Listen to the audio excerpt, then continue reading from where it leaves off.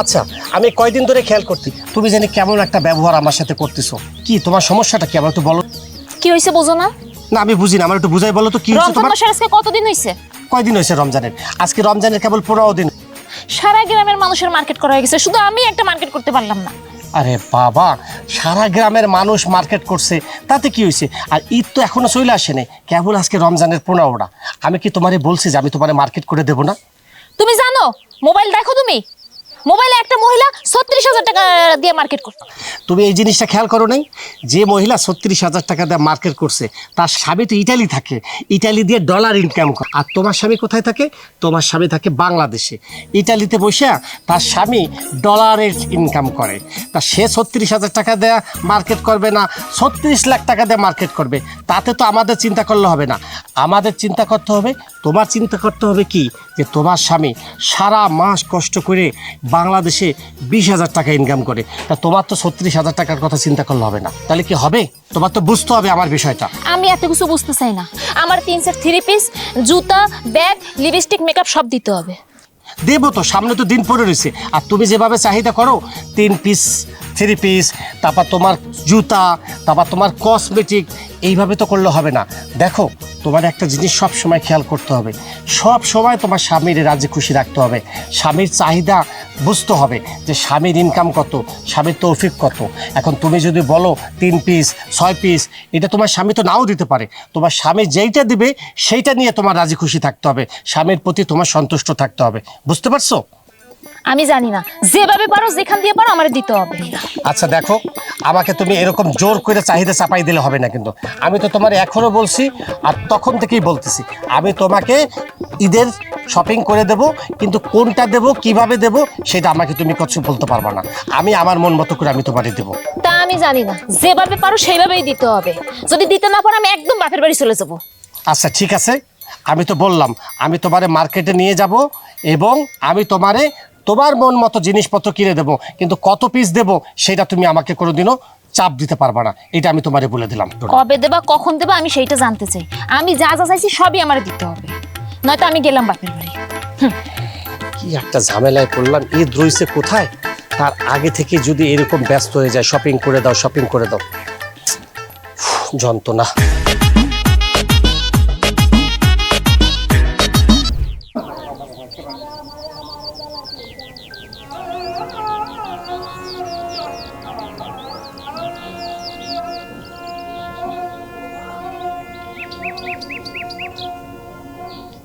চাচা, আসসালামু আলাইকুম। ও আলাইকুম কি হয়েছে আসসালাম। বাবা, তোমার মন খারাপ কেন? এইভাবে মন খারাপ করে এই গাছতলায় বসে রয়েছেন, কি সমস্যা কোনো? কি যে অশান্তি বাপ, এ বলবার মতো না। কত শখ করে ছেলেটাকে বিয়ে দিয়েছি, একটা বৌমা আনিছি ঘরে, কাজ কাম করে না, নামাজ কালাম রোজা কয়েকটা হয়ে গেল এখনো পর্যন্ত সে নামাজ কালাম পড়ে না। সে পশ্চিম দিক কোনটা তাও সে চেনে না। এই মেয়েকে নিয়ে আমার ছেলে কিভাবে সংসার করবে? রমজান মাস, একটা দিন সে নামাজ কালাম কিছু পড়ে না। এই কোন কি কাকা, মেয়ের বাপ তো আমাদের আরো ডাকে নিয়ে বলছিল তার মেয়ে খুব সুন্দর, ফরেজগার, নামাজ কালাম পড়ে, ভালো রান্না বাড়া করতে পারে। তো এই নাকি বাস্তব চিত্র কাকা? এ তো আপনার কাছে না শুনলে আমি জানতাম না কাকা। এই মেয়েকে নিয়ে আমার ছেলে কিভাবে সংসার করবে? সুজন ভাই তো একটা সরল সোজা মানুষ, আসলে এটা তো ভাইয়ের জন্য খুব চাপ হয়ে যায়। এটা তো ভাবির দেখলে তো বোঝা যায় না চাচা। আপনি একটা কাজ করেন চাচা, আপনি আপনার বিয়ের খবর দিয়ে আনেন। যেহেতু সে তার মেয়ের গুণগান করছিল, তার মেয়ে ভালো প্রশংসা করছিল, আপনি ডাকে এনে বিয়ারে বলেন, বিয়াই আমার এই যে নামাজ কালাম পড়া ফ্যামিলি, 5 গ্রামের লোক আমার চেনে, আমি 5 ওয়াক্ত নামাজ কালাম পড়ি, মসজিদের ইমাম সাহেবও আমার খুব ভক্তি শ্রদ্ধা করে। তো আপনি বিহারে এনে এইগুলো বোঝাইতে যায় বলেন যে তার মেয়ে নামাজ কালাম পড়ে না, তাহলে তার বাবা তারে বোঝাইতে যায় বললে মনে হয় শুনবে। বয়স অল্প তো। তো কাকা, আমি একটু বাজারে যাব, মা কি বাজার সদাই দিছে কিনতি, মা বসে রয়েছে, একটু দেরি করে গেলে আবার চিল্লা পাল্লা পারবে না। তো কাকা ভালো থাকেন, আমি আবার আসবানি। আর বুঝাইতে যায় বলেন, টেনশন নিয়েন না কিন্তু কাকা, আমি আবার আসবানি।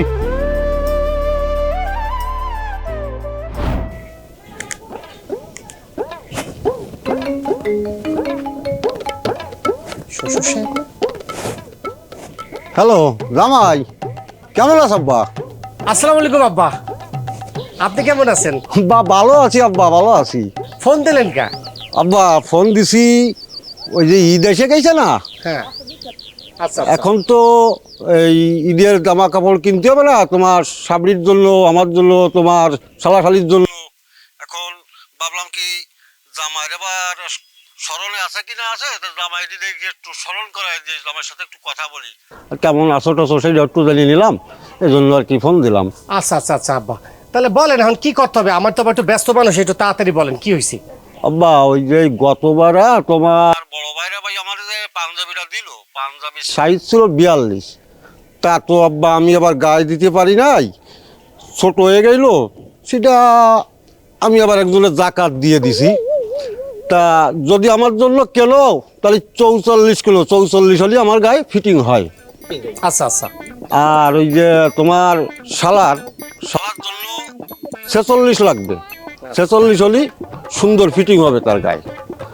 আর তোমার শালিকের জন্য তুমি বুঝে শুনেই কিনো, ওকে তো আমি ভালো সাইজ টাইজ জানি না, ওটা তুমি বুঝে শুনে কিনো। অব্বা আমার একটু ভুলে গেলাম, ওই যে তোমার বাইরের যে মেয়ে আছে ওরা আবার বলিছে যে না না খালুরে বলবেন ঈদ আমাকে এবার পোশাক টোশাক দিতি, আমরা কিন্তু এবার খালুর বাসায় যে ঈদ করবো, আমাদের জন্য যেন খালুর মনের মতন পোশাক কেনে, আমরা যে খালু বাড়িতে পোশাক পরবো। আম্মার মাপটা বলবেন না? আম্মার লাগবে না? আম্মা, তোমার আম্মাই তো আমার বলিছে যে জামাইয়ের লগে একটু কথা বলো, ওই একটা লাল শাড়ি কিনতে বলিছে তোমার শাশুড়ি। আর যদি তুমি পারো সেটা তুমি বুঝে শুনে তুমি কিনে নে, আমি আর কি বলবো, তোমার শাশুড়ির কথা তুমি বুঝে শুনে আমি কিনে। একটা কথা কই, ওই আপনার গ্রামে সার্ভায়ার আছে না, একটা সার্ভায়ারে ডাক দিয়া আপনি একটা খাতা কলম নেবেন, বুঝছেন? নিয়ে এরপরে আপনার বাড়ির আমার শালা সম্বন্ধী, তারপর আমার শাশুড়ি, তারপর আশেপাশে গ্রাম ঘাটের যার যা যা লাগে আপনি করবেন কি ওই খাতাটায় লিখবেন, লিখা তারপরে আমাদের বাড়িতে পাঠাই দেবেন। আমরা সেইটা নিয়ে আবার আমাদের বাড়িতে বইসা আলোচনা কইরা আপনাদের কার কোন সাইজ সেইটা আমরা পাঠাই দেব, বুঝতে পারছেন আব্বা? আব্বা রাগ করতেছো কেন? আমি তো আব্বা সরল মনে তোমার কথাগুলো বুঝাই বললাম। আব্বা আমি তোমার শ্বশুর না, আমি তো তোমার কাছে চাতেই পারি, তোমার কাছে তো আমার দাবি আছে, আবদার আছে আব্বা, এই জন্যই তো চাইছি। তা আব্বা আর কিছু কবেন? ওই তুমি আবার আমার ঘরে রাগ টাগ করো না, ওই তোমার শায়রি আমারে বলিল তো, তোমার শায়রি বলিছে যে আমার এই কথাগুলো তুমি সুন্দর করে বোঝায় বলো, তাই আর কি বললাম আব্বা। বুঝছো? না না আমি রাগ করবো কেন? আপনি আমার শ্বশুর মাসে, আপনার উপর কি আমার রাগ করা যায় নাকি? আর ওই তুমি সময় সুযোগ পেলে ঈদের আগে একগুলি আসে রে, তাহলে রাখি আব্বা। ঠিক আছে আব্বা, রাখি। হ্যাঁ আমি একটু ব্যস্ত আছি তো, পরে আপনারে ফোন দেবানি। আমার একেবার রাগটা গলো নাকি আমার ফোন, আমি তো ভালো কিছু বুঝলাম না, এই দেখা যাক কি হয়। শালার কপাল আমার, সব শ্বশুর বাড়ি দিয়া ঈদের আগে জিজ্ঞেস করে জামাই তোমার কি কি লাগবে, মাইয়ের কি কি লাগবে, আর আমার শ্বশুর বাড়ি আমার দ্বারে জিজ্ঞেস করতেছে তাগো কি কি আমার দেওয়া লাগবে। শালার কি বাড়িতে যে বিয়েটা করলাম। তো ভাবি মাপটা তো পাইলাম ঠিক মতো, আপনার 34 তাই না? আচ্ছা ঠিক আছে। আচ্ছা ভাবি গলা কি ভি গলা দেবো না কি গলা? না বে, ওই যে একটা পান গলা আছে না, ওই গলাটা সুন্দর করে দিয়ে দিন। আরে বাবা পান গলা আপনার কিন্তু অনেক সুন্দর লাগবে ভাবি। আচ্ছা পায়জামা, পায়জামা কি ইলাস্টিক পরে না দড়ি? বে একটু ইলাস্টিক দিলে ভালো হয়। ইলাস্টিক? হয়। আচ্ছা ঠিক আছে ভাবি, কোনো সমস্যা না, আপনি যা কবেন তাই আমি দেবো। ইলাস্টিক না? আচ্ছা ঠিক আছে। আচ্ছা বে, আপনি এত হাসেন কে? ভাবি যে কি কন, আমি হাসি না, এই আমার চেহারাটাই হাসি হাসি ভাবারটা। ভালো কথা ভাবি, হবে। ওই যে আমার দোকানে অনেক নতুন নতুন শাড়ি নিয়েছি, প্রায় 1500 থেকে 2000 টাকার মধ্যে পাবেন। এলাকায় যত মহিলারা আছে তারা যায় কিন্তু সব কেনাকাটা করতেছে, ভালো ভালো শাড়ি। আপনি চাইলে আমার দোকানে একটু আসতে। ভালো খবর দিলেন, খবরটা আরো আগে দিবেন না? আচ্ছা বে, ওই যে আমার যে নাম্বারটা আপনার কাছে আছে না, ওই নাম্বারটা কিন্তু ইমো নাম্বার, আপনি ওইখানে কয়টা ছবি তুইলা পাঠাই দিয়েন। ওইটা আপনার ইমো? সেটা আগে বলবেন না, ওটা ইমো নাম্বার হইলে তো। আচ্ছা ঠিক আছে, আমি ইমো নাম্বারে সুন্দর করে সব ছবি টবি তুইলা মাইরে দেবো। ঠিক আছে। ও ভালো কথা ভাবি, হ্যাঁ, হ্যাঁ। আমার দোকানে কিন্তু কেউ আর থাকেও না। চাইলে আমি কিন্তু ভিডিও কলও দিতে পারি আপনি। সমস্যা নাই, আপনার ভাই যখন বাইরে যাবে না তখন আমি আপনার ভিডিও কল দিব মানে। ঠিক আছে ভাবি, কোনো সমস্যা নাই। আচ্ছা তাহলে ভাবি আপনার জিনিসপত্র তাহলে কবে ডেলিভারি দেবো? এক সপ্তাহ পর দিলে হবে? হ্যাঁ, এক সপ্তাহ আচ্ছা পর ঠিক আছে, দিলেই হবে। জান এক সপ্তাহ পরেই আমি দিচ্ছি, আমি সেভাবে লিখে রাখছি, তা নয় তো আবার হবে না। আচ্ছা আর দাম দরের বিষয়ে মজুরি আচ্ছা ভাবি, টাকা পয়সা নিয়ে সমস্যা নাই, সে টাকা আপনি পরে দিলে হবে না, যেমন হোক আমি লাগলে চাই নিবানি, সমস্যা নাই। আচ্ছা, ঠিক আর আছে। কেমনি টাকা উঠান লাগে সেটাও আমি জানি। তা ভাবি থাকেন, তাহলে আমার দোকান আমার অনেক কাজ করে আছে, আমি যাইতাছি। আচ্ছা ঠিক ঠিক আছে আছে। ভাইয়া। আচ্ছা।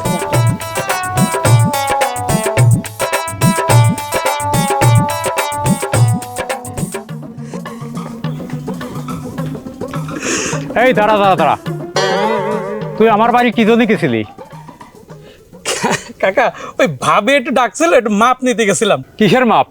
ওই ভাবে একটু ফোন দিল, ওই ওনার জামা কাপড় একটু মাপ আনতে গেছিলাম। আমার ফোলা কি বাড়ি ছিল? ভাইরে তো দেখি নাই, এই মনে হয় ভাই বাড়ি নাই। তুই কেন গেছিলি তালি? গেলাম, ওই ডাকলো একটু তাড়াতাড়ি একটু মাপ নিয়ে আসলাম। আমি আবার এলাকায় কিন্তু সবার বাড়ি বাড়িতে মাপ নিই, সবাই কিন্তু আমার খুব ভালো চোখে দেখে। ঠিক আছে।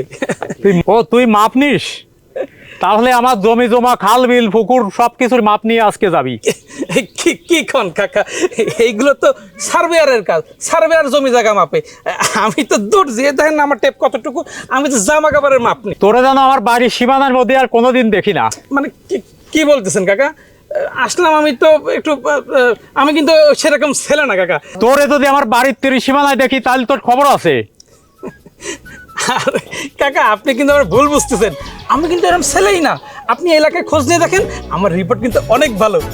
আচ্ছা ঠিক আছে, আপনি যান কইছেন, আমি আর আসবো না। আমি যা বলেছি তাই ঠিক। ঠিক আছে কাকা, ঠিক আছে, ওকে তাহলে আসি। ভোলার বৃষ্টি এই বছর যে কি ঝরা ঝরতেছে, থামারই কোনো নাম নাই।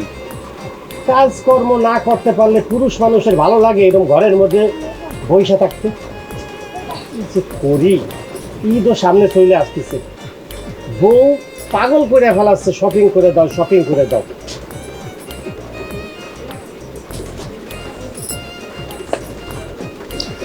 কি এখানে বই জিমাইতেছো কা?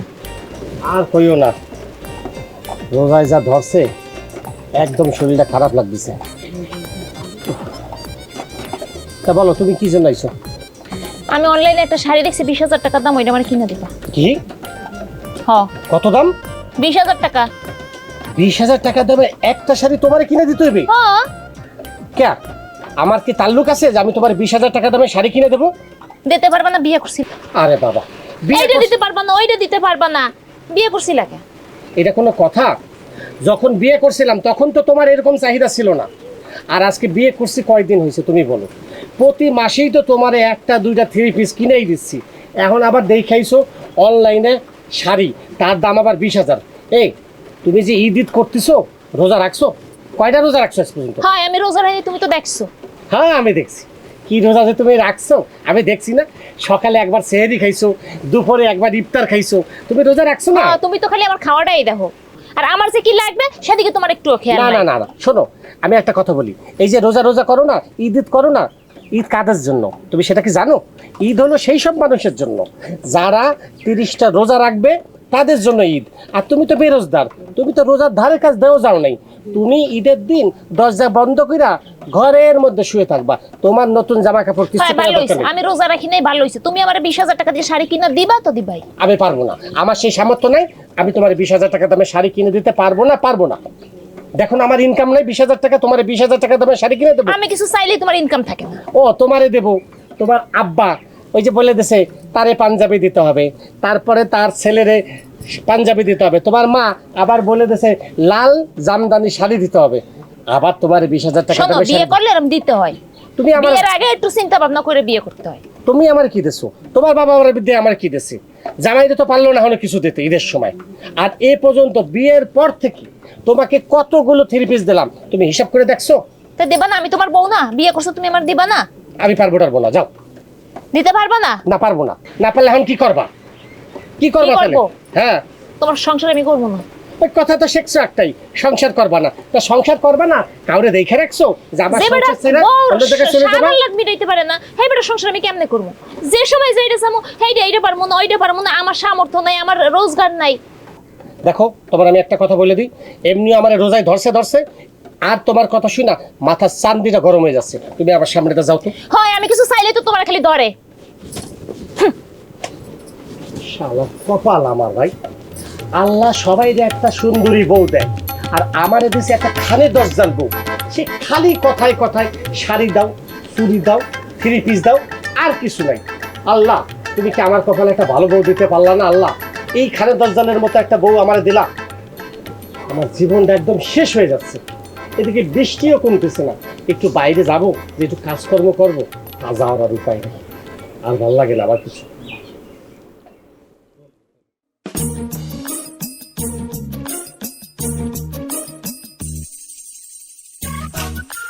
আমি দেশটাকে একটা মগের মূল্য কয় কি তোমরা? কি বিষয়টা কি? তোমাদের কোনো ব্যবহারই আমি বুঝতেছি না।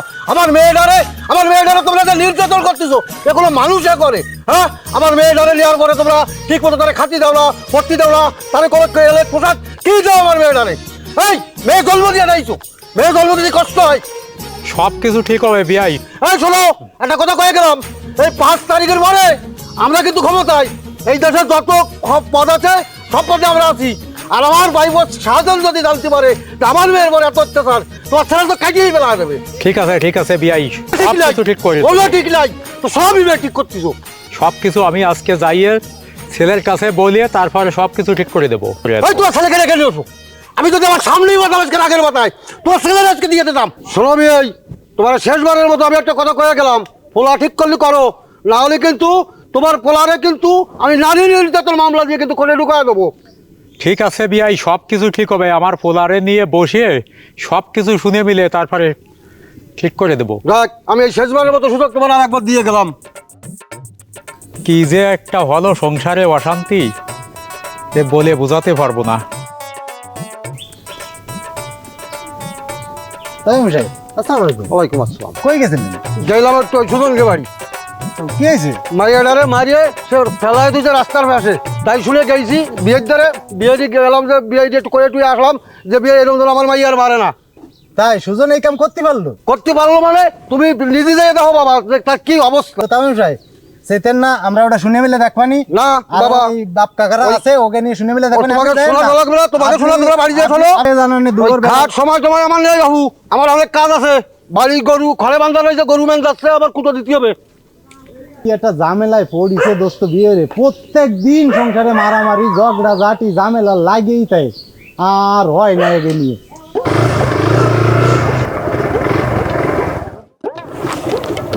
আইসো শোনো ভাই, আমি সব কিছু সাইডে তোমার লাগে আইছি, তুমি আবার আমার কষ্ট দিও না আমারে।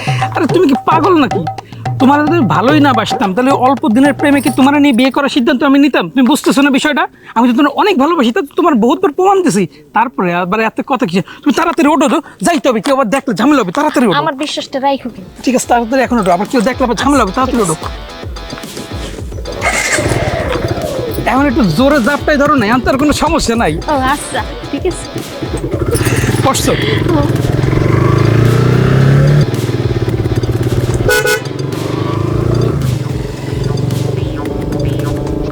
সুজনের বউ না? সুজনকে তো তাড়াতাড়ি বিষয়টা জানাতে হয়। আব্বা পাইছেন কোথাও আপনার বউর খোঁজ পাইছেন? আমি গ্রামের আগা মাথা তন্ন তন্ন করে কোথাও পেলাম না।